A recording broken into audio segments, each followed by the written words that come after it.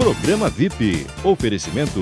Linha Força com Pimenta da Biostratos. É hora de seu cabelo crescer e brilhar.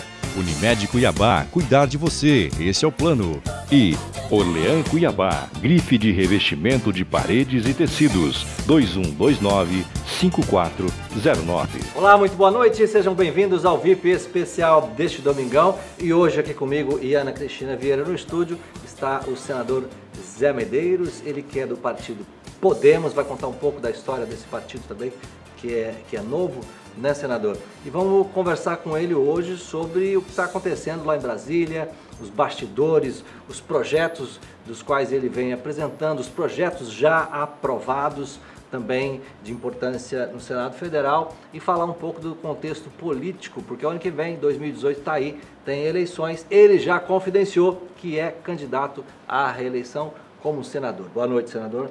Boa noite, Ana. Boa noite, Edu. Boa noite, senador.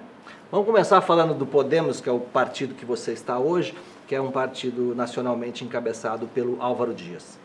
Então, o Podemos é o antigo PTN, né?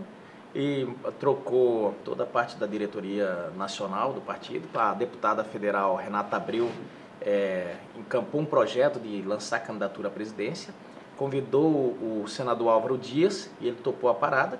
E ela foi atrás de montar o partido no país inteiro, buscando justamente uma turma nova. Eles lá chamados os grupos do Cabeça Preta. Eu até brinquei com o Álvaro, falei, Álvaro, a única cabeça branca que vai ter aqui é você. Ele falou, não, eu e Romário. Mas, então está montando uma turma nova, né? E aqui no Mato Grosso ele fez o convite. E eu tinha a pretensão de montar uma chapa para a gente pôr uma pré-candidatura para a reeleição. E aí estamos montando chapa para deputado estadual, deputado federal.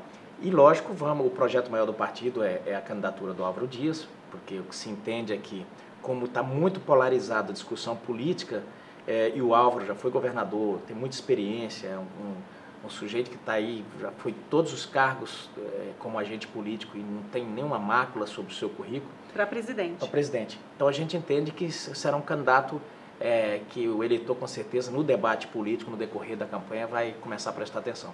E, lógico, que no Mato Grosso a gente vai formando um grupo, né, para poder apoiar essa candidatura e, obviamente, fazer as candidaturas locais também. Você foi eleito junto com o governador Pedro Taques.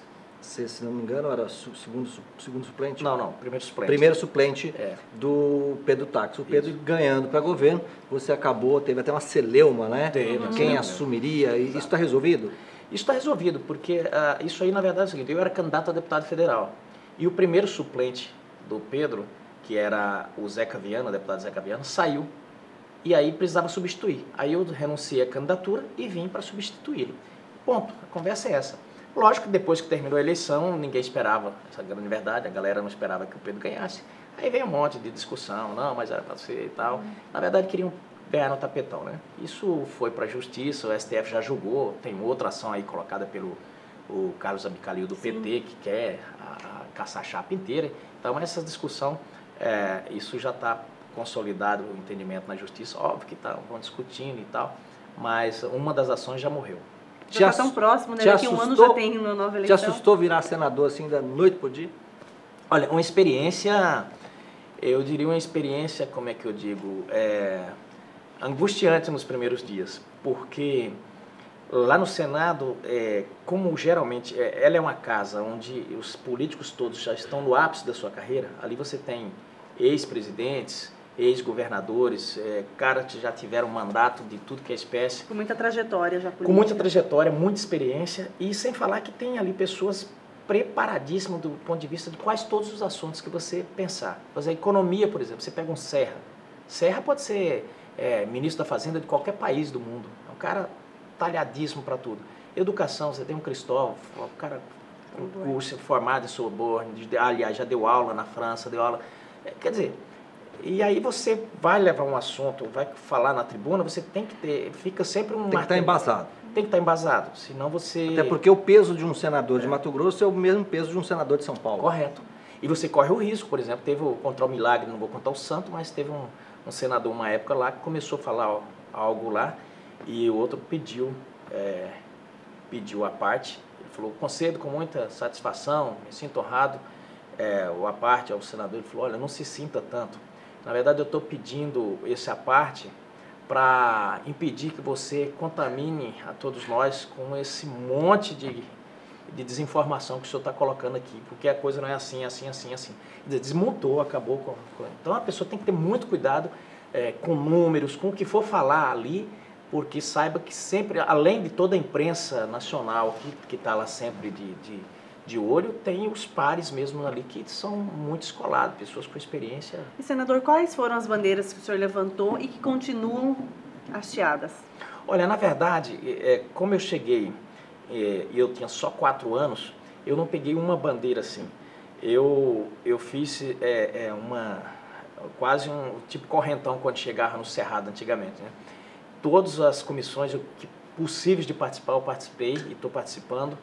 Todos os assuntos que dizem respeito ao interesse do Estado, eu estou lá, independente de falar, mas eu sou mais identificado aqui com essa ou com aquela bandeira. Eu fiz isso porque falei, não tem como você escolher um assunto em detrimento de outro. Ele não fica sem identidade?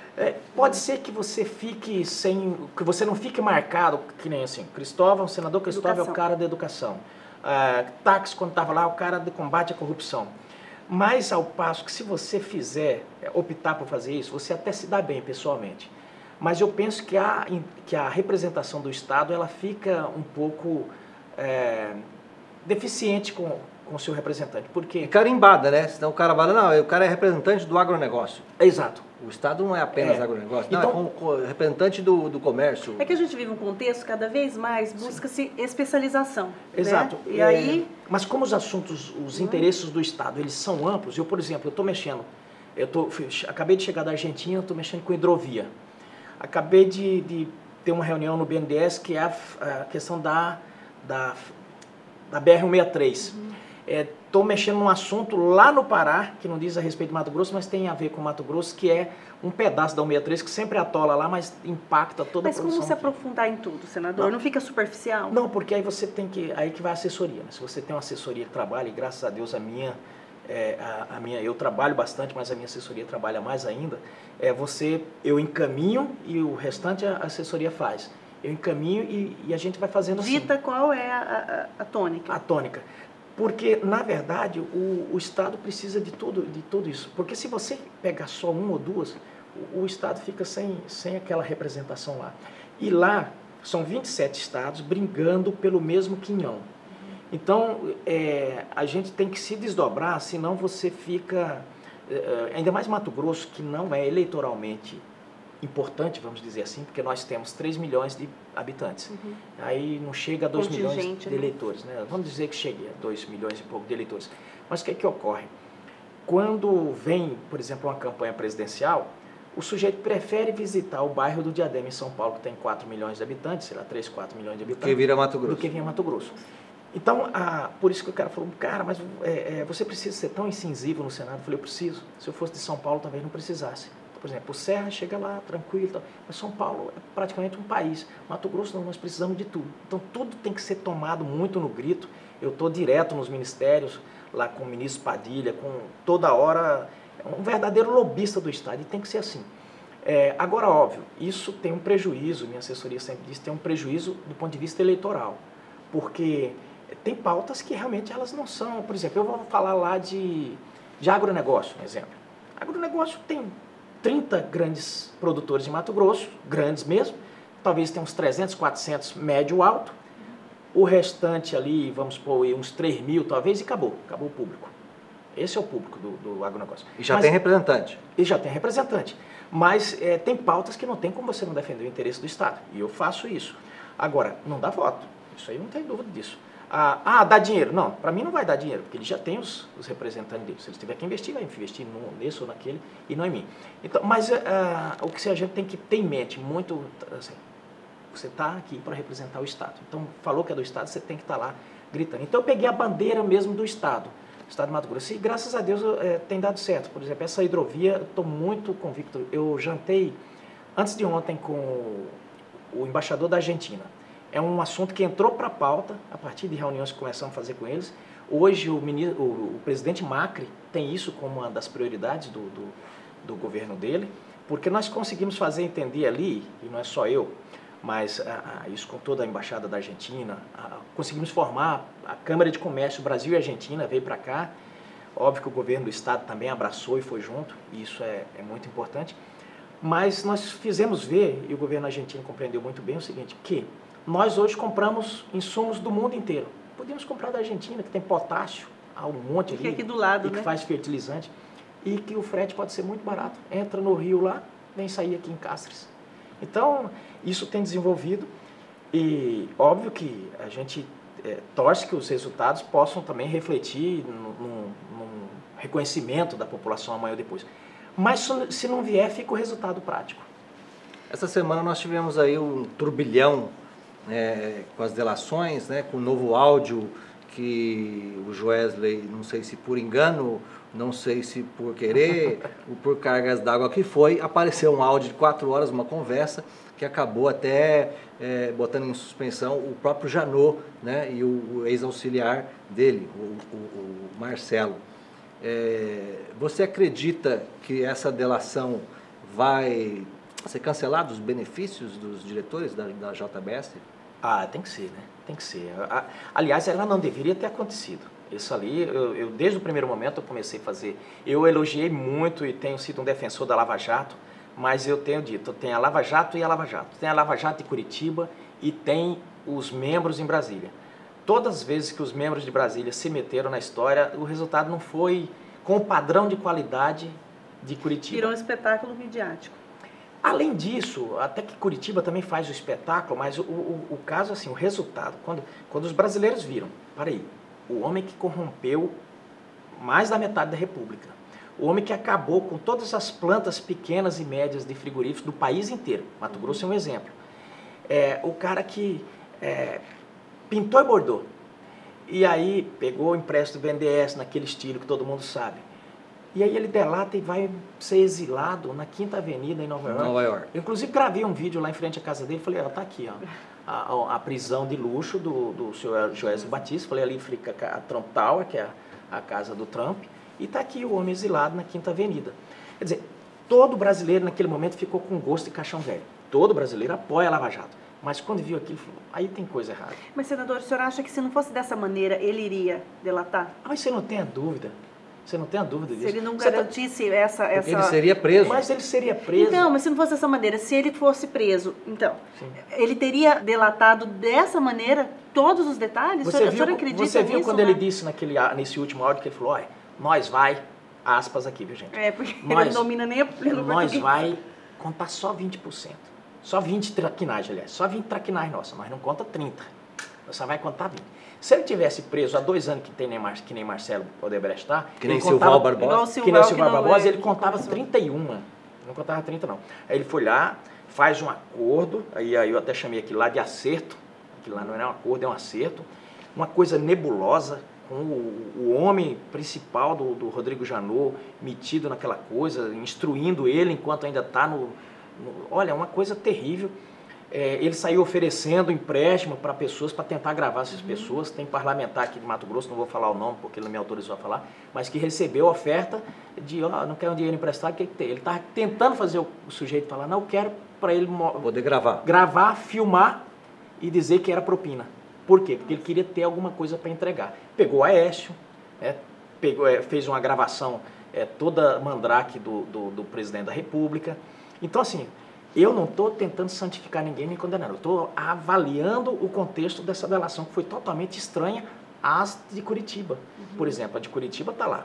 O Palocci chega lá, você vê que ele passou, está lá preso, está passando, está mostrando ainda o que tem para ver se vai formar. Seria o problema não de quem existe conduz delação ainda, a delação, né? senador? Seria o problema de quem conduz a delação? O senhor Eu não acredita tenho que quem dúvida. está conduzindo a delação nos lugares diferenciados Exatamente. que está ali com essa responsabilidade? Eu deixei bem claro, falei, essa de Brasília, eu falo isso porque eu falei na tribuna do Senado, com todo data vênia, como o meio jurídico gosta de dizer, mas data vênia, doutor Janot, essa delação não cheirou bem. Resumindo, se não cancelar esses benefícios que eles tiveram nessa delação, fica desmoralizado, na sua opinião, na minha também, o Supremo Tribunal e também o Ministério Público de Brasília? Eu digo que o Supremo nem tanto, porque o Supremo ele simplesmente cabia homologar. Nossa lei tem que ser revista porque o Supremo fica ali... de mãos atadas. De mãos atadas, o cara traz e ele tem que homologar, né? Se não homologar, é perigoso ainda dizer, olha, deve estar recebendo algum para não homologar. Então...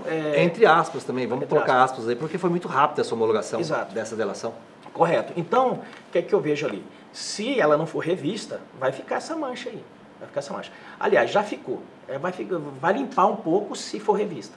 Tá certo. Ó, intervalo rapidão, voltamos na sequência ainda para continuar o bate-papo aqui com o senador Zé Medeiros, do partido Podemos. Quero que você fale um pouquinho sobre a lei aprovada, a nova lei trabalhista, né? Que passa a vigorar agora a partir de novembro. 11 de novembro. Novembro, se não me engano. Fique com a gente, voltamos daqui a pouquinho. Até já. Orlean, revestimento de parede e tecidos. A marca mais desejada por arquitetos e designers de interiores. Padrão internacional. Cenário de cinema. Orlean, revestimento de parede e tecidos. Tendências e lançamentos traduzidos em coleção exclusiva. Porque se você fosse um papel de parede, você seria um Orlean. Avenida Isaac Póvoas, 1337. 65 21 29 5409.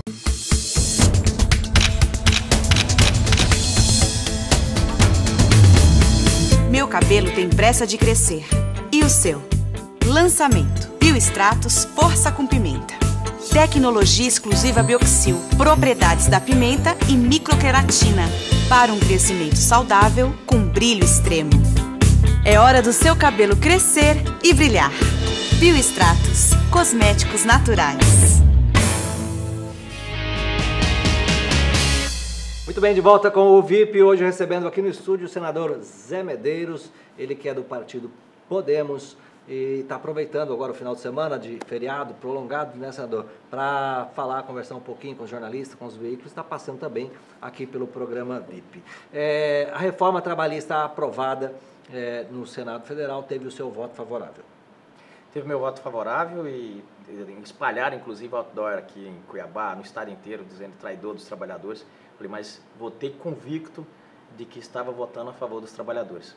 Porque, na verdade, demonizaram a reforma. Mesmo com a celeridade com que foi, a toque de caixa, comparado aos outros códigos e com todos esses argumentos de especialistas, quando o senhor diz votando a favor do trabalhador, em que sentido? Veja bem, nós estamos hoje com, na verdade, mais de 20 milhões de desempregados. Essa que é a grande verdade. Fala 14, mas você tem as pessoas que não, os desalentados que não mais estão procurando emprego, que eles já desistiram e que estão fora do seguro-desemprego, esses não são contados. Então nós estamos com um desemprego imenso. E nós temos uma classe empresarial ou indo embora para o Paraguai ou com medo de contratar. Porque ele sempre, às vezes ele precisa contratar um ou dois, ele fala, mas e se eu contratar e der problema e eu tiver que... Com medo de ações trabalhistas. Porque na verdade se criou uma grande máfia no Brasil, isso eu não tenho dúvida de falar, e mesmo uma cultura... Eu me lembro quando eu estava começando a fazer os primeiros semestres de Direito. Certa feita eu perguntei, professor, e aqui o pedido? Ela falou, não, isso aí não preocupa, pede tudo. E eu vi que era uma tônica. Ou seja, mesmo que o sujeito chega querendo te contratar para falar, olha, eu queria ver uma hora extra. Não, pede tudo. Então, aquilo ia. Para quê? Para virar um acordo depois com o empresário. Mas esse é só um dos pontos. O que, na verdade, essa reforma trouxe foi... primeiro, já colocar em lei o que os tribunais, boa parte, já estavam decidindo. Então, reuniu essas súmulas e já foi colocando num pacote só. Segundo, flexibilizando, não no sentido de precarizar os direitos dos trabalhadores, mas no sentido de deixar Na realidade, não se perdeu direito algum. Não, nenhum. Mas eu explico esse ponto aí logo em seguida. Veja bem. Veja bem, nós estamos chegando com a CLT que estava aparecendo, já virando um código penal, criando meio que um conflito entre trabalhadores e empregadores. E essa relação não tem que ser conflituosa, essa relação tem que ser a mais consensual possível. E harmoniosa. Super harmoniosa, porque senão não tem como se relacionarem. E aí, o que acontece? As pessoas começaram a demonizar, dizer, olha, só vai ter meia hora de trabalho, só vai ter meia hora de almoço, não vai ter mais 30 dias de férias, vai perder FGTS, quer dizer, foi deixando as pessoas malucas da vida.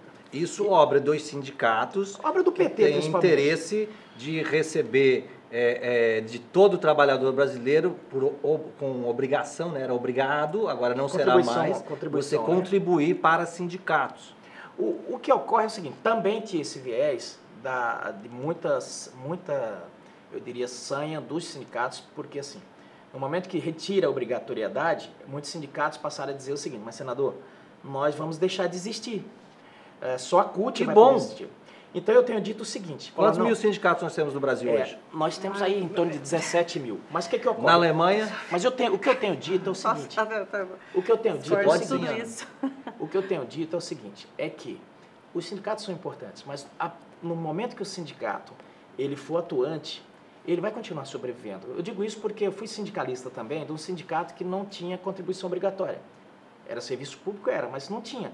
E 98% pagava. Porque nós éramos extremamente atuantes e as pessoas falaram, não, nós vamos pagar porque a gente está vendo o resultado. E tal qual em outros países que existem vários sindicatos de determinadas classes, o senhor também acredita que isso pode contribuir? Não, eu não então tenho quem dúvida. mais se sobressair tem ali seu... Eu não tenho dúvida de que não vai prejudicar os bons sindicatos. Porque no momento que eu me sinto representado, eu falo, não, eu vou ajudar.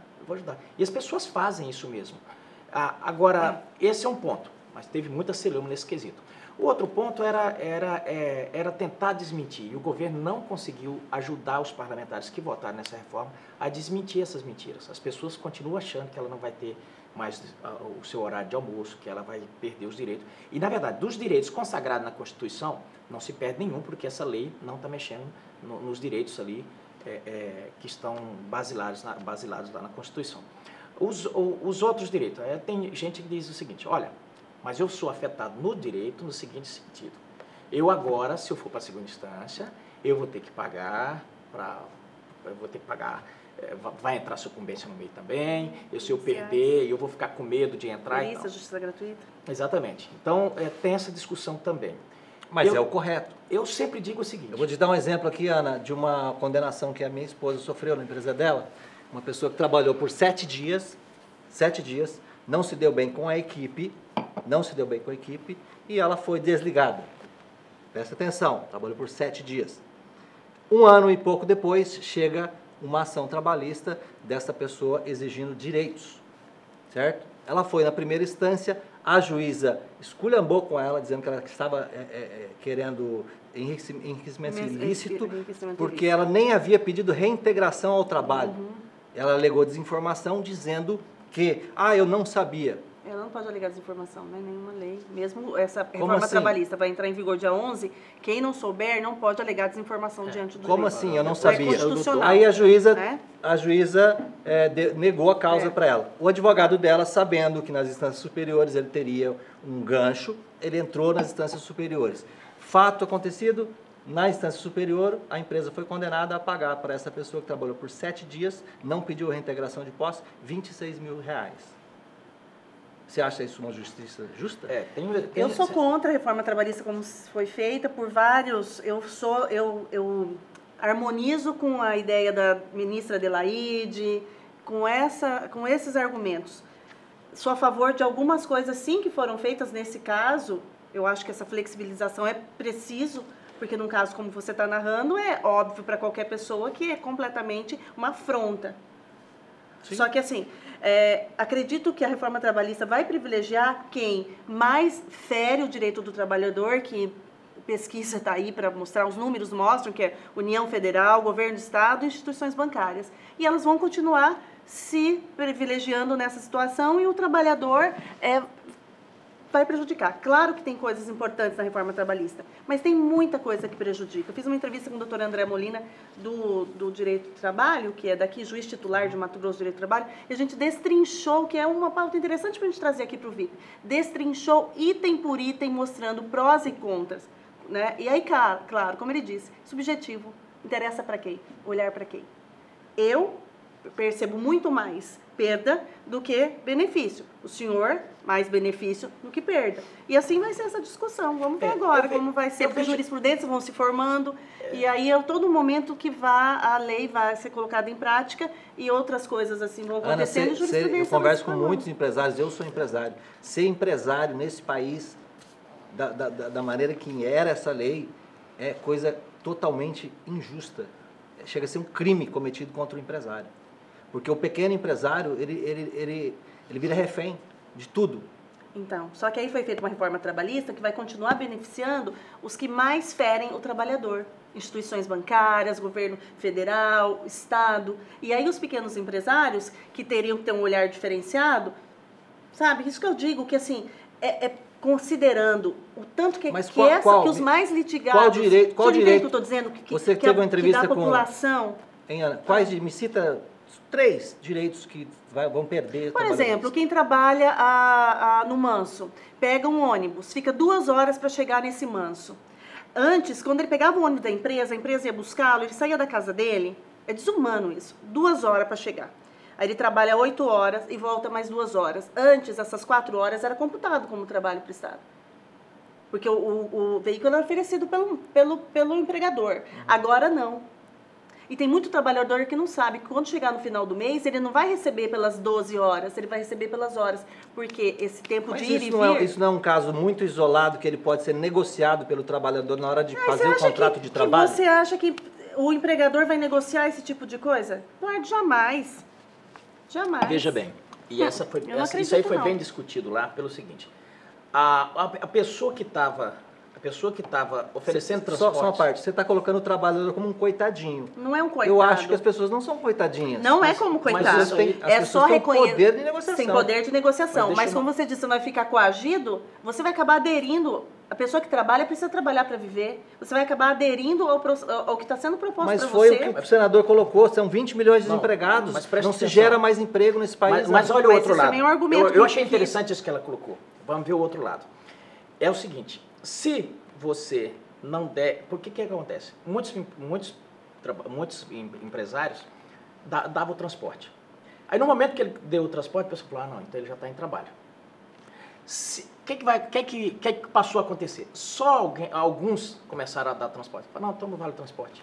Porque se ele der o vale transporte, não está considerando que ele está no caminho, entendeu? Do trabalho. Então, isso aí, na verdade, algumas pessoas falam, está tirando. Quer dizer, o empresário deu um benefício... Não, agora qualquer empresário vai ter interesse em dar o transporte, porque ele não vai ser mais punido. Ele não vai ser mais... Ele vai poder dar o benefício. Ele vai poder dar o benefício. Então, assim, tem muita gente que fala, olha, isso é uma escravização. Mas, para aí, eu estou indo para o trabalho. Eu estou indo para o trabalho. Eu estou trabalhando? Não, eu não estou trabalhando. Então, se eu tiver no Vale Transporte, se ele me der o Vale Transporte ou me der o dinheiro que seja, para eu ir de qualquer jeito, não vai ser considerado que eu estou trabalhando. Mas se ele der o transporte, vai ser considerado que ele está trabalhando. Isso eu achava uma insanidade. Há quem discorde que nem ela, mas... porque, veja bem... Mas concordo da história do prêmio, concordo em relação ao prêmio, que agora não incorpora mais. E os empresários vai poder dar o prêmio, porque na média do salário não vai incorporar. Tá vendo? Assim, tem coisas que eu discordo completamente, mas concordo com o que eu acho que foi inteligente. Então, o que é que tinha? O empresário que não dava nada para o seu funcionário, dava simplesmente lá, toma lá um tanto. Ele não tinha esse tipo vamos dizer, de perseguição da justiça. Mas o que pega um ônibus, põe um ar-condicionado, põe tudo e tarará, e que vai levar o seu funcionário em segurança, ele tinha que arcar com essas despesas de que ele está sendo trabalhando. Que está à disposição da empresa, senador. E quando ele está no trem ou no ônibus, indo para o trabalho ou na bicicleta... Pendurado lá no trem da empresa, ele está dentro do ônibus da empresa, indo para lá. Se eu sou empresário, eu faço o quê? Eu falei, não, mas se eu estou sendo punido por dar um benefício... Tira o ônibus. Tira o ônibus. Ainda bem que eu tenho um carro e moro mais ou menos perto daqui. Tome o dinheiro. Eu estava perdido. Tome o dinheiro. Você está entendendo? Tome o dinheiro. Não, mas o dia que você montar uma empresa, você vai saber o que é ser empresário no Brasil. Eu não vejo que assim... Se você montar uma empresa, você é uma cooperativa. O trabalhador... Não, monte uma empresa. Gera empregos. Já tira o trabalhador gera renda. Já tira empresa, mas o trabalhador trabalhou, ele tem que receber. Agora, fazer o sujeito pagar pelo um horário que você não está trabalhando, você não está à disposição coisa nenhuma, você está indo para o serviço, meu irmão. Você está indo para o serviço. E é tanto que se você for trabalhar em outra empresa que não tem um ônibus, que te dê você tem aqui de bicicleta ou de moto, alguma coisa, não vai estar contando aquele negócio como hora trabalhada. Então era uma insanidade. Agora não, eu acho que igualou. Deixa a Ana citar, é muito polêmico. Cita mais um exemplo aí, Ana, que você acha. Não caiu, não adianta, não pressiona ela que ela não vai ter. Direitos perdidos. Tenho muita coisa. Eu fiz mais de só hora três, com o secretário, só três. Você só falou um. Pera, vai conversando que vai vindo. Sabe o que acontece? Eu pedi 3 para ela. Com todo respeito pela Justiça do Trabalho e pelo Ministério Público do Trabalho. Se você fizer essa pergunta, não tá. Me diga aqui, qual Não tem. Tem subjetividade, de falar assim, olha... Subjetividade. De falar, olha, isso aqui vai bater lá na quina e tal, vai bater na trave e vai entrar isso aqui. Pronto. Que é a história que ela está colocando aqui no tempo, dentro do ônibus. Tirou direto do trabalhador. Mas você quer ver uma coisa? Por exemplo, as pessoas dizem assim, olha, não vai ter mais 30 dias de férias. E como... No acordo entre a questão que prevalece muito a flexibilidade dos acordos... Do legislado sobre o... Legislado. E aí... Negociado sobre o legislado. Sim, mas ele não tem força, o trabalhador não tem força junto com o empregador. Isso é conversa fiada. Isso é conversa fiada. Isso é conversa fiada. Sabe por quê? Senador, eu estou na comunidade. E você, deixa eu te falar aqui, deixa eu te fazer uma pergunta. Eu trabalhei a vida inteira, de servente, de pedreiro até hoje. Quando você negocia com o patrão, por exemplo, o ponto mais polêmico, eu vou te explicar aqui. As pessoas dizem o seguinte, olha, o trabalhador agora não vai ter mais, vai ter só meia hora de almoço. Aí fala, muito bem, o que é isso? É que antigamente, por exemplo, se eu queria jogar bola, não, meu aniversário da minha filha no sábado, e eu quero não trabalhar no sábado. Eu posso chegar na segunda-feira e falar, patrão, eu posso trabalhar só meia hora de almoço e esse restante eu compensar no sábado e não vir? Pode. Antes da reforma trabalhista, não podia esse tipo de coisa aí. Mas isso aí, a gente fazia por debaixo do pano, negociava e dava certo. Quer ver outra coisa que a pessoa falou? Olha... Mas o senhor não acha que sai muito da moral e da ética das duas partes envolvidas? Num país que está perdido em corrupção? Mas tem que ser, porque a maioria dos... Senador, estão querendo fazer a lei a partir dos bandidos. Estão querendo fazer a lei a partir da exceção. E a maioria do empresariado, de quem dá emprego, não é esse bandido que a justiça... A maioria que fere é a instituição bancária. Não, eu não estou defendendo o banco. Mas que emprega as pessoas. Cadê a justiça? A instituição bancária está acabando, ninguém usa mais banco. Você tá entendendo? Mas, gente, eu vou trazer os números. É porque a nossa pauta foi para a área da política, mas vamos lá. Vamos vão a bancos mais, Ana? Vamos lá. É porque não tem. Estou ser enfraquecendo. Não. Quer ver uma coisa, Ana? Pois é, aí. Tecnologia. Reflexo. Doutora Ana, não adianta. A maioria do empresariado não quer esse tipo de conflito. Ele quer o quê? Negociar uma coisa para ficar bacana, porque ele quer estar em paz, ele não quer conflito com o empregado. Então é o objetivo de quem tem ética, como você, que é um bom empregador, mas a maioria que respeita. Mas a maioria é. Você acha normal que todas as ações do mundo trabalhista não chegam tanto das ações trabalhistas que nós temos no Brasil? Só o Brasil. Tem alguma coisa errada. É uma indústria. O Brasil que é mais alto também é o Brasil. É uma indústria, porque na justiça trabalhista, antes... Uma pessoa podia chegar, mentir, dizer o que quisesse. Quem tinha que provar era o empregador, o contrário, certo? E outra coisa, por exemplo, ela podia faltar a 3 audiências. Eu, como empregador, se você entra na justiça comigo, na lei anterior, e você não vai à audiência, eu vou lá, compareço, o juiz faz o quê? Remarca. Prejuízo nenhum para você. Segunda vez, você vai, você não vai, você falta. Remarca. Prejuízo nenhum para você. Agora, se o empresário não manda o representante na primeira audiência, ele já é condenado na hora. Olha, então, por ser tão polêmico, o senador está vendo aqui agora, no nosso programa, a gente já entrou em discussão, em conflito de opinião, que é salutar, que é importante, né, construção de democracia. Então, se é tão polêmico, foi no momento certo? Corretíssimo. Passou da hora.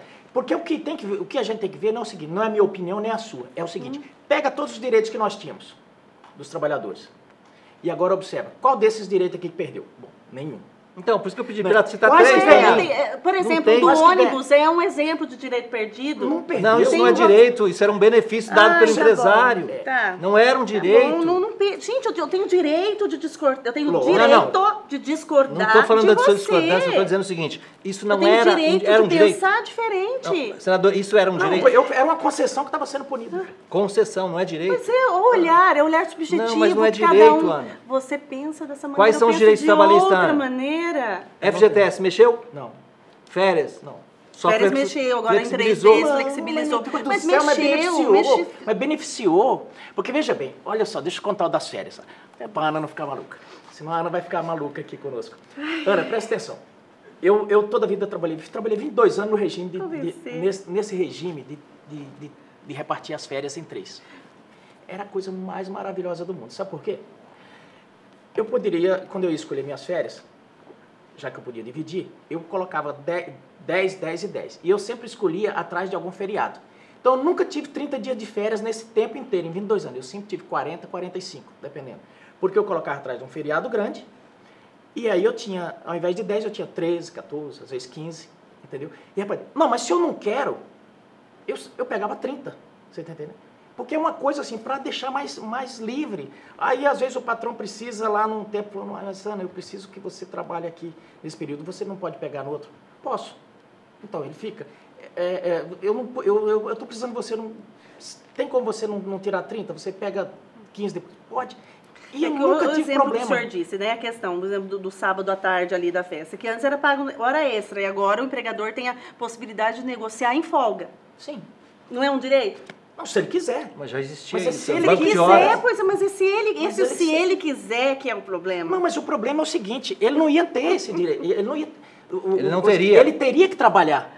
Ele teria que trabalhar e receberia hora extra por Como isso? assim? Não, é 44 Não. horas semanais, Ana. Em outros... À Não. tarde que ele fosse trabalhar. Não, estou Não. falando da sábado à tarde. Vamos tirar o sábado, então. Sábado, então tira o sábado, dá outro exemplo. É sexta-feira à tarde, o Então aniversário. tá. Sexta-feira à tarde eu tinha que trabalhar. Falei, patrão, é o Então seguinte, tá bom. vamos cortar meu almoço aqui 1 hora e pouco, e sexta-feira à tarde eu não venho. Beleza, você compensou a hora, você tá entendendo? Outro, falando nisso, por exemplo. Eu espero realmente que o senhor tenha razão. Escritório, 400 pessoas trabalhando. Era obrigado ter o mínimo de 1 hora, não era isso? Agora eles podem ter meia hora, em vez de sair às 6 da tarde, sair às 5h30. Sim, o cara Não é pode isso? ter o happy hour também, pode combinar. Falar, não, eu não quero no almoço. Porque é o eu horário quero de no happy descanso. hour. Ele pode É estar happy dentro da hour. empresa e não estar à disposição da empresa, mesmo estando dentro da empresa. Ana, não É se deixe subjetivo. contaminar pelo debate da Justiça do Trabalho, que é ideológico. Mas Ali é ideológico. A discussão contra a reforma trabalhista é ideológica. Porque eu desafio, pegue ali... quer ver um ponto que eu concordo? Você podia ter dito aqui, porque aí você... nós daríamos razão. Mas ainda tem de discussão. Quer ver um ponto? Que nós discutimos lá e pedimos para vetar, deve ser vetado, mas mesmo assim recebemos comissões de empregados, não foi de empregadores, dizendo, olha, a gente vai ser prejudicado, porque é o trabalho da grávida em local insalubre. uhum. O que acontece? Porque isso foi colocado pelos empregados. Chegou várias enfermeiras que trabalhavam no banco de leite. Ela falou, olha, o banco de leite é o lugar que tem que ser mais salubre possível, porque é o banco de leite, mas só que ele fica dentro do hospital. E o hospital, em tese, é um local insalubre. Aí eles falaram, mas não pode deixar inflexível isso, porque se vocês falarem que não pode, a gente não vai poder trabalhar no banco de leite, a gente não vai poder, nós vamos ser prejudicados. Tá bom, então abre esse espaço para aquecer o médico, avaliar, e tarará, colocando todas as coisas. Veio o PT e disse, estão querendo que a grávida trabalhe em local insalubre. Meu Deus, ninguém quer que a grávida... Aí eu falei, eu mesmo não... É uma médica, né? Quando trabalha grávida, ela está num lugar Aí nós falamos para o aí, presidente, veta esse trem, que isso aí é exceção e tal. Mas vai prejudicar um monte de trabalhador nesse aspecto de que ela não vai poder trabalhar lá no local. Mas estão gritando, dizendo que está querendo acabar com as grávidas. Na verdade, eu penso que esse debate é importante, né? E é importante o contraditório também, mas eu penso que todo contraditório vai cair no dia que a lei entrar em vigor. Vai cair porque as pessoas, tem muita gente querendo pegar pela exceção, falando, pega nos maus, porque se a gente for fazer uma lei pegando os maus, nós temos gente que escraviza. Então, nós temos gente que será que a gente não faz tem assédio também moral. essa preocupação, porque nós temos mais tempo de escravidão no Brasil do que liberdade? Será que não é isso também que a gente tem medo? A pessoa tem medo de reforma trabalhista dessa grandiosidade com a nossa história. Agora o que eu acho que a acho gente interessante é que as pessoas tentem a fazer isso pelo mal empresário. Eu falei, a gente tem que fazer pelos bons, que são a maioria. A maioria? E a exceção, aí sim, entre a Justiça do Trabalho e o Ministério Que a do Trabalho. maioria dos empresários, dos empreendedores, já não queriam mais nem empreender. E ninguém quer confusão com o trabalhador. Porque a carga era tão grande, a desigualdade na Justiça Trabalhista era tão grande, porque as pessoas queriam reduzir. Eu acho eu que o mesmo valor... sou lojista, a minha ideia, se essa lei não passasse, era fechar metade das lojas. Eu ia criar desemprego ao invés de criar emprego. Mas sabe que Isso essa é a mente. saiu uma matéria na Correio Essa é a Brasiliense cabeça do de empreendedor. novos postos de trabalho, né, a partir da divulgação dessa lei. Não, vai ter. E eu digo que vai melhorar mais ainda. Já saiu aqui a prospecção. Sabe por que eu acho, Ana, que vai melhorar? Pelo seguinte, a gente às vezes pensa, a gente logo cria aquele estereótipo na cabeça do coitadinho que está arrebentado e tal. Mas a grande verdade hoje é que com a informação, com o WhatsApp, com o que tem, a própria empregada doméstica, ela sabe na ponta da língua os direitos delas. E ai de quem? E mais, o patrão não quer... Olha, eu já fui patrão e já fui empregado por maioria do meu tempo. A última coisa que o patrão quer, meu Deus do céu, eu não quero confusão com fulano. Eu não quero ele trabalhando aqui descontente. E nem ir para a Justiça do Trabalho. E nem, né? Deus o livre de ir para a Justiça do Trabalho. Porque quando for para a Justiça do Trabalho, ele já sabe que... Um argumento, né, de quem é contra a reforma diz assim, que para esses maus, como o senhor disse aí com razão, para esses maus empregadores, eles ficavam, né, um ano postergando o pagamento, porque ele ia pagar a mesma coisa lá na frente. Isso. Né? Então ia pagar a mesma coisa, então para ele era postergar. Mas isso é exceção. O pilantra sempre vai ter. Eu concordo com a Ana num aspecto. Nós temos grandes corporações com bancas de advogados e que gostam, por exemplo, as gatas, as chamadas gatas, que aí eu acho o seguinte, eu vejo o Ministério Público, não é uma crítica, gente, pelo amor de Deus, respeito demais o Ministério Público do Trabalho, mas eu pergunto o seguinte, por que tem tantas empresas gatas abrindo hoje, principalmente essas terceirizadas, dão o balão e os trabalhadores se arrebentam tudo. E por que o trabalhador, o empregador de bem, geralmente é tão fiscalizado, tão eu diria, tão escaneado? E lá no Senado Federal, uma dessas empresas deu balão em todo mundo, na cara de todo mundo. A gente passava os senadores e os funcionários sentados no chão deles. Então, quando vê essa lei... Os bons pagam pelos maus. Exatamente. E os maus saem de boa. Sai tranquilo. Então, o que eu tenho defendido é o seguinte, para mim, essa lei vai ser muito bacana, porque é o seguinte, vai deixar bem as claras. Vai ter terceirização? Tem. Só que agora, o terceirizado vai ter que ficar ali de baixo, vai ter que ser o mesmo crivo dos outros. Não vai ter aquela coisa meio na ilegalidade. E o empregador não pode dispensar o seu funcionário e terceirizar por 18 meses o prazo. Meses. Então tem que estar tendo essa... Gente, falando tem que ir para o intervalo e voltar Vamos para o intervalo, rapidinho, voltamos ainda com o senador Zé Medeiros. Aí eu falo, mas já estou dando para mudar de assunto, porque a Ana não mostrou 3. Pedimos 3 para ela, não mostrou. Eu tenho, você quer pegar o meu computador lá? Não mostrou, não tem nenhum. Eu tenho, voltamos daqui a pouquinho, vou pegar meu computador. Alô, meu parceiro da gestão de pessoas da RH, se liga no som! É agilidade pro empregador, é facilidade pra sua empresa, é saúde e segurança pro trabalhador. Se liga aí, é a medicina do trabalho, Unimed Cuiabá. Se liga aí, é a medicina do trabalho, Unimed Cuiabá. Saúde ocupacional é com a Unimed Cuiabá. Exames, cursos e treinamentos. Diminua os riscos de acidentes e passivos trabalhistas. Saúde ocupacional Unimed Cuiabá. 3319-3520.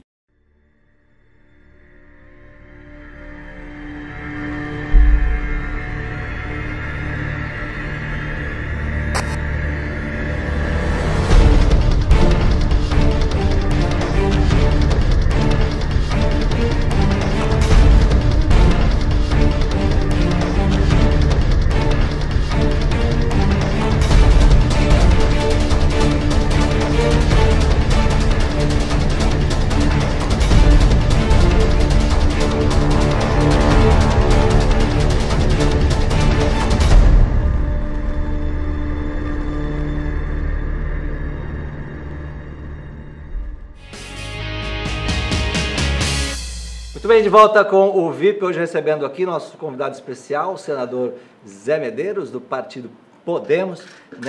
Bloco anterior a gente falou bastante sobre a reforma trabalhista, do qual o senador votou a favor. Ana Cristina, você viu que a Ana não conseguiu trazer os 3 direitos. Passou o intervalo, estamos esperando os 3 eu vou contar para você. Perdidos. Não eu fiz uma entrevista com o juiz, eu tenho uma matéria no meu computador, mais de 4 páginas. Eu pedi que eu fosse até lá, porque só ontem eu fiz 4 entrevistas, estudei para o mestrado, escrevi artigo científico para eu pegar meu computador. Eles não deixaram. Confia em mim. Não tem perda de direito trabalhista.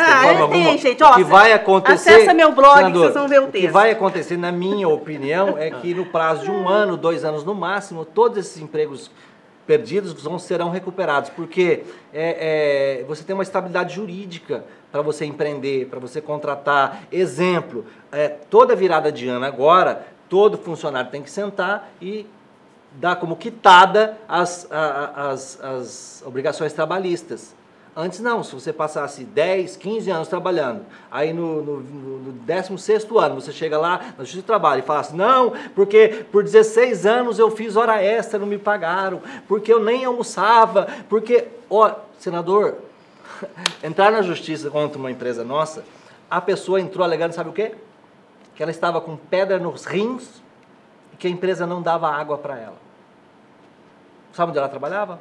Dentro do aeroporto. A 4 metros do bebedouro, com água filtrada. Vou entrar com processo trabalhista contra o Eduardo. Você acredita nisso? Já então, tem. Esse tipo de coisa... Não tem água aqui. Então, esse tipo de coisa acabou nessa nova lei. Está punindo, sabe quem? O trabalhador desonesto. Vamos mudar de assunto. Está punindo o advogado desonesto, que orientava o trabalhador a mentir. É igual uma delação agora. Você mentiu na delação, você vai perder os benefícios. Vamos ver se nessa semana teremos aí os irmãos batistas da JBS na cadeia por mentir, por inventar, por criar situações. Eu quero fazer uma pergunta para o senador. Então, os trabalhadores honestos não perdem nada. Quem vai perder são os desonestos, que exigiam direitos que não tinham. Pelo menos essa é a minha visão. É importante esse contraponto da Ana, e é importante também para a gente ficar atento. Por exemplo, colocamos, eu, por exemplo, como parlamentar, entendo e acredito firmemente de que não tem prejuízos para outros trabalhadores. Mas digamos que comece na prática, a vigência e algum engraçado comece a usar da legislação que está na boa-fé para distorcer. A gente pode alterar. Porque nesse momento nós precisamos... Isso é importante que o senhor está dizendo. Principalmente trazer essas empresas que nós perdemos para o Paraguai. São muitas, Mato Grosso mesmo perdeu muitas. Então, esse debate ele é muito interessante e eu tô convicto de que ela entrando em novembro em vigor, nós vamos ter uma outra relação de trabalho e muito melhor. Quero perguntar uma coisa para o senhor, senador. Funcionário público, né? Federal. Sim. E aí vai, como senador, num espaço em que o debate é muito acirrado e a gente num momento que vive a corrupção pleno vapor, desgaste no Estado, nacionalmente. O que te faz pensar ainda na continuidade da carreira política? Olha, eu sou apaixonado pelo legislativo. Assim, eu não gosto muito do executivo. Assim, eu já trabalhei no executivo, assim, trabalhei com afinco, deixei uma marca onde passei, mas o legislativo eu acho extraordinário. Principalmente por isso. Pelo debate. Pelo debate e por você poder mudar, não só mudar, mas assim, você pegar as coisas que estão ali latentes na sociedade e trazer para o mundo jurídico, transformar em leis e que vai nortear os comportamentos. Eu penso que o legislativo tem um papel extraordinário. Tem gente que gosta do judiciário, outros é apaixonado pelo executivo. Eu te pergunto, você já foi assediado como senador da República? Porque ser um senador da República, como eu disse no início do programa, tem o mesmo peso, o voto dele como o voto de um senador de São Paulo. O Serra, por exemplo, maior. O voto do Serra vale dentro do Senado o mesmo que vale o voto do Zé Medeiros. Então eu acredito que, como tivemos vários já políticos assediados, a Odebrecht tem aí o processo, entregou mais de 1.800 políticos que ela tinha no bolso. Você não está na lista da Odebrecht, você não está na lista dos irmãos Batista também? Não. Você não está em lista nenhuma? Não, não estou. Mas já teve proposta? Muito menos do que quando trabalhava na Polícia Rodoviária Federal, né? Que sempre ali tinha 3, 4 por dia, né? Mas no Senado já tive 2 propostas veladas, mas assim, muito fortes. Eu fui abordado certa feita no aeroporto, quando foi da CPI dos Leaks lá do HSBC, né? Abordado lá, um sujeito queria que eu pudesse conversar com o senador Randolph, sabia que eu tinha avisado o senador Randolph, e que eu e ele votasse contra a quebra do sigilo fiscal, inclusive do cara que está preso aí, né? E de outros, né? Não sei se ele falava isso foi em nome do Jacob Barata ou quem que seja, mas era um grupo de pessoas que estava sendo quebrado o sigilo na CPI e recebi, olha, nós vamos, senador, isso aqui é um negócio para resolver sua vida, sua campanha. Eu falei, não, minha vida está resolvida, eu saí de Caicó, de uma família pobre, que 2 irmãos morreram de fome e virei senador da República, minha vida está resolvida, meu amigo. Eu falei, olha, você quer ir conversar com o Randolph, você vai da minha parte. E de fato, por incrível que pareça, na sessão, não sei se foi coincidência, mas na sessão só teve voto contrário meu e do Randolph. Os requerimentos foram derrubados e não houve a quebra de sigilo bancário das pessoas. Resumindo, como a gente já viu aí, está vendo pelas relações, nós temos uma Câmara comprada descaradamente, né? Descaradamente uma Câmara Federal comprada, e no Senado também já está aparecendo aí. Mas tem muita gente boa. Mas o que acontece? Outra oportunidade aí foi nessa época quando era para abrir a CPI do BNDES, eu tinha assinado a CPI, e aí fui muito assediado de todas as formas, mandaram vários recados para que eu pudesse retirar a assinatura da CPI do BNDES. E, inclusive, na época, a assediada manda recado, não sei se falaram em nome deles, mas falou, olha, o pessoal da JBS quer conversar com você e tal, tem não é do interesse estar abrindo esse negócio do BNDES, não é que tenha nada de ilegal, mas é que não é importante agora, porque essa conversa toda. Eu falei, olha, já assinei, está assinado e não quis. Então, foi meio que uma proposta velada. Não quis nem saber valores, né? Mas houve essas duas aí mais fortes. Senador, e para o senhor, está tudo muito claro quem anda na linha e quem é corrupto ou não? A cada lista, o senhor ainda se surpreende com alguns nós, fala, puxa vida, fulano, não imaginei que era assim. Eu não me surpreendo muito, sabe? Eu não me surpreendo muito, mas tem pessoas que você fala, poxa, eu achei que ele não ia estar, entendeu?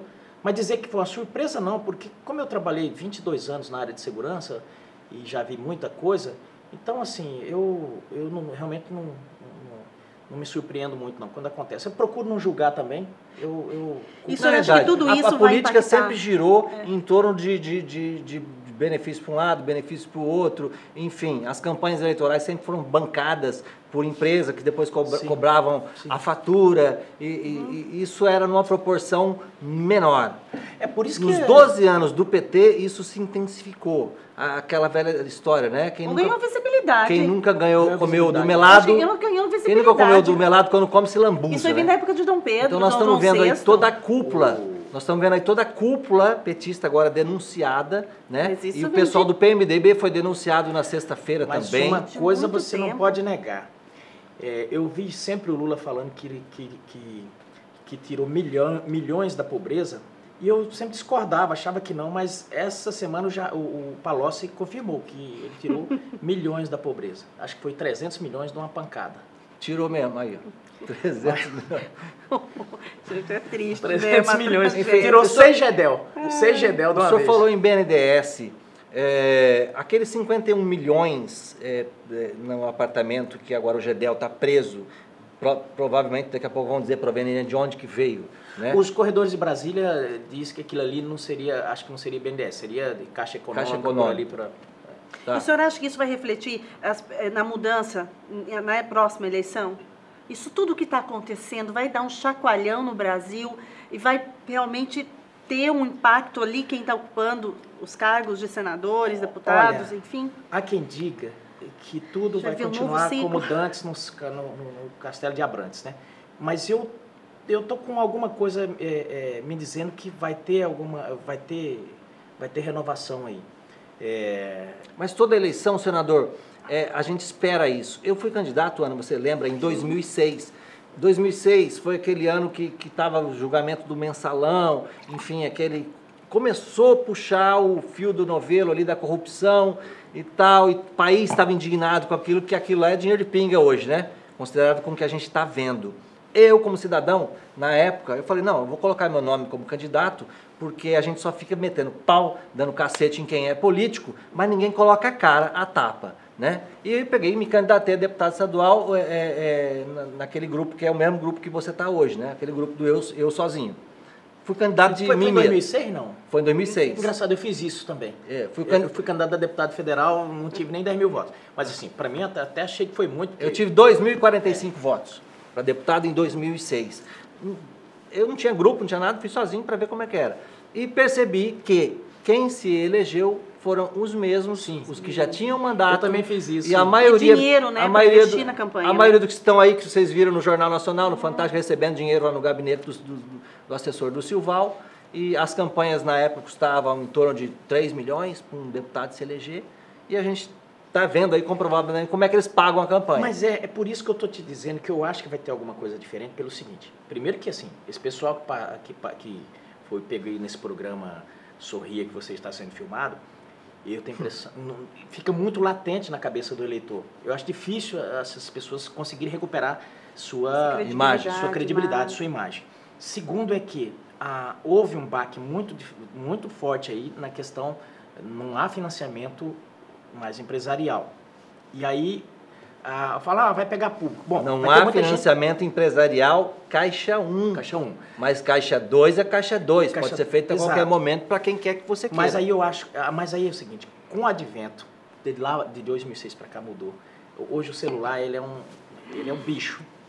Então, para esquentar muito dinheiro, fica complicado, tem que mexer com muita gente. As coisas estão mudando muito.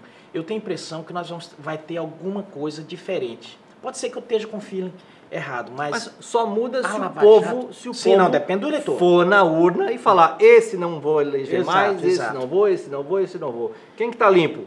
Por exemplo, você, senador Medeiros, é um político hoje com mandato que está até o presente momento, que eu não vou botar a mão no fogo nem pelo Medeiros. Sim, lógico. Mas até o momento está limpo. E Barão de Itararé dizia, né? Os políticos e as fraldas devem ser trocadas constantemente, ambos pelo mesmo motivo, né? Então, mas eu digo o seguinte, eu vejo que... Não gostou? Eu vejo... Está imaginando a cena. Eu vejo o seguinte, nós vimos aí recentemente, mas eu vejo, assim, por exemplo, não é implicância com o PT, nem com o PCdoB, nem com o PSOL, não sei o quê.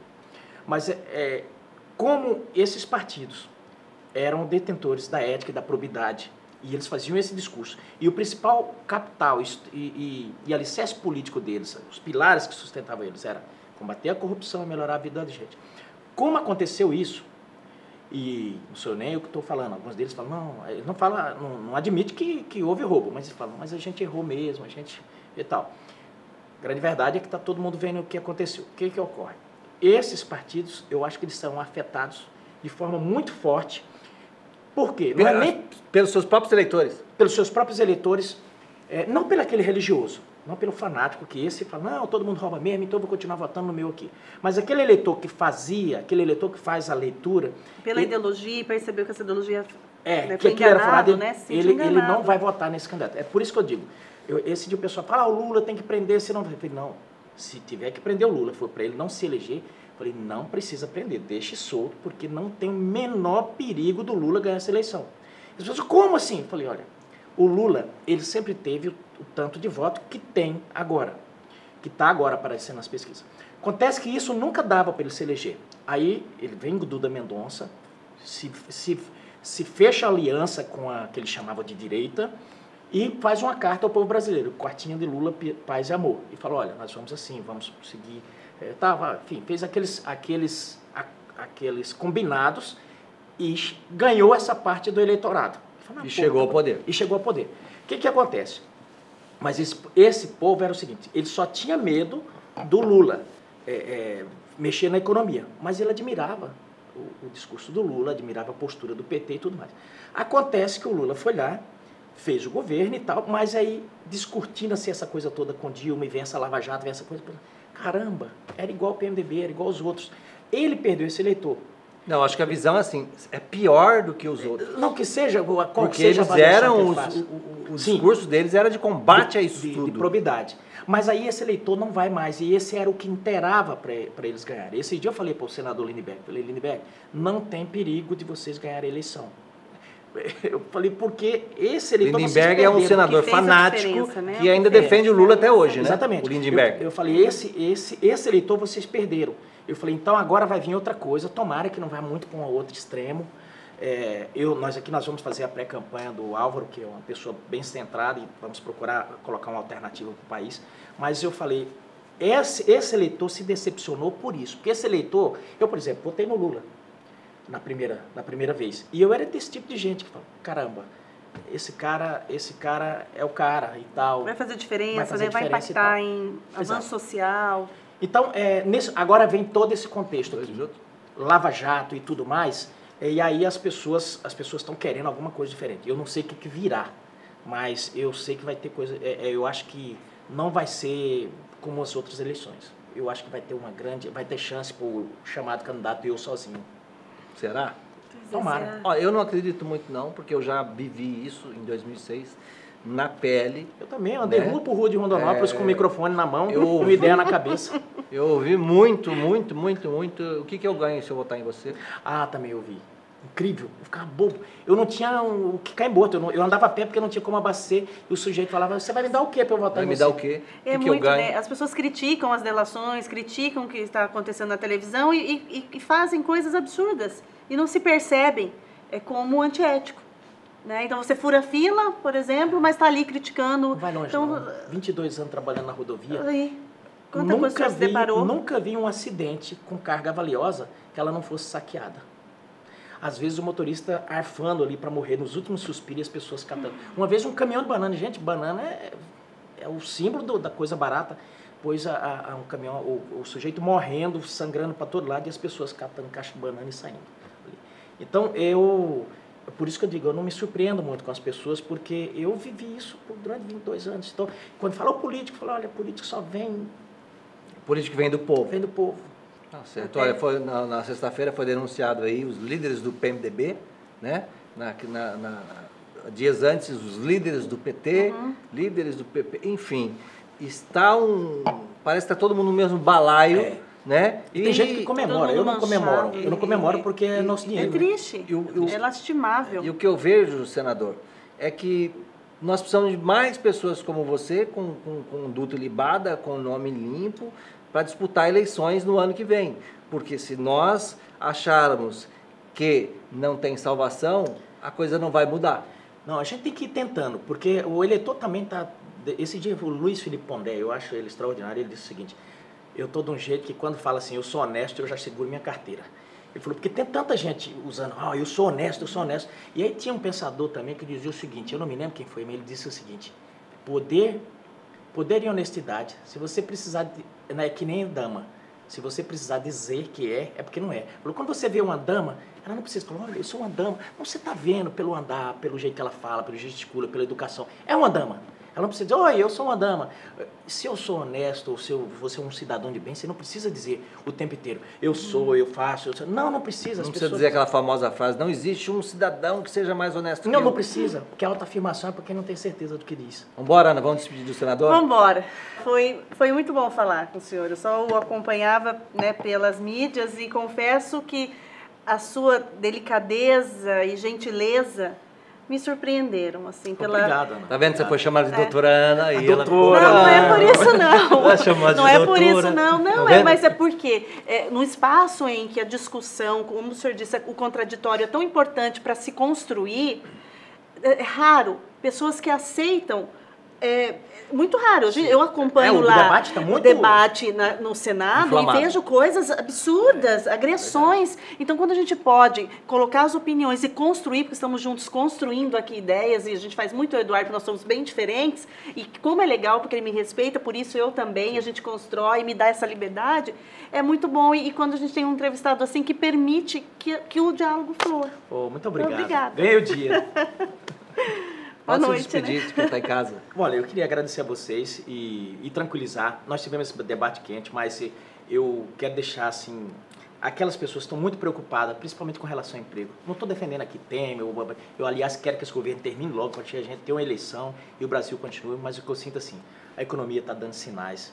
A gente já sentou, hoje eu conversava com as pessoas do sindicato, dos transportadores, e eles falaram, senador, aqui a gente sente. Quando o caminhão para é porque a economia enfraqueceu. Quando ele começa, ele falou, já começou. Ele falou, ontem tinha 12 cargas aqui para a gente descarregar aqui em Cuiabá. Está começando a dar sinais. E aí, assim, essa reforma entrando, eu concordo plenamente com a Ana. Tem pontos que são polêmicos? Tem. Mas a gente precisa dessas reformas para quê? Para que as relações melhorem. Não tem que ser de conflito entre trabalhadores. Né? Para avançar. Precisar melhorar alguma coisa? Vamos melhorar. Mas o que a gente precisa é de emprego. Porque, olha, eu já trabalhei de servente, de pedreiro, de picolezeiro, de tudo. Mas a pior coisa, o pior direito... A falta do emprego. É a falta do emprego. Obrigado, senador, pela presença sua aqui no VIP de hoje. Temos que encerrar porque o nosso tempo acabou. Vamos encerrar e a gente já tem quem cobrar. A você de casa, obrigado pela companhia, audiência e paciência. E até a semana que vem. Até lá. Tchau. Programa VIP. Oferecimento. Linha Força com Pimenta da Biostratos. É hora de seu cabelo crescer e brilhar. Unimed Cuiabá. Cuidar de você. Esse é o plano. E Orlean Cuiabá, grife de revestimento de paredes e tecidos, 2129-5409.